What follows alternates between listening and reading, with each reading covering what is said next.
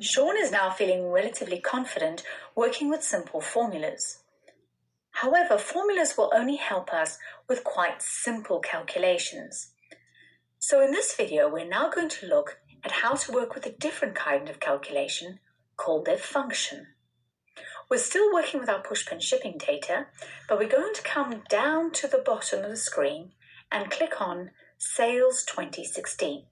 Sean has been asked to summarize the sales made by our account managers.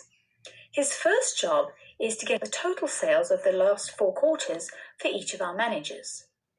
The function that does the add operation for us is called the sum function. And this function will do exactly the same thing as this formula. You will notice they look quite different. For one thing, there are no pluses or operators in the function. It is the word sum that tells Excel what we want to do. Another difference is the brackets. The brackets in a function are not optional.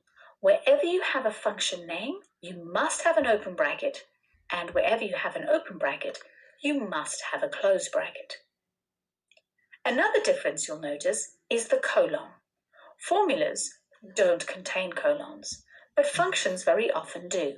The colon is a range operator. It means work with all the values from B4 up to and including E4. Let's have a look at how the function might work. So we're going to, once again, click in the cell where we want the answer to go. I could type the function as you saw previously, but there's an even quicker way.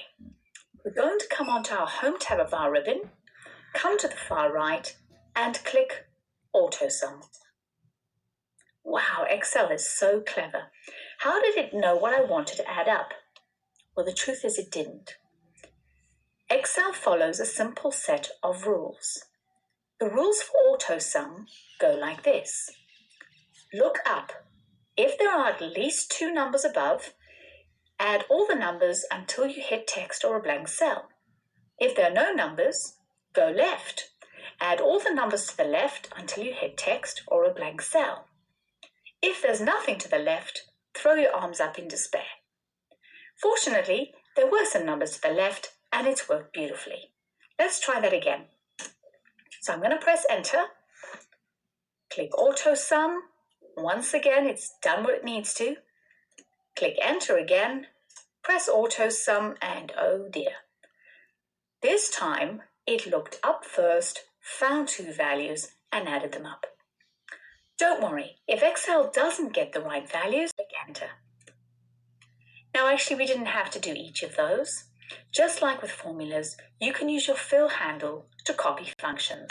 So I'm going to click back onto F6, come to my fill handle, and drag that down. Now for those people who like a shortcut, I now want to add up all of the totals in this bottom row. Instead of just clicking on the one cell, I'm going to click in B18 and drag across to F18. I'm then going to come up to my Autosum and click.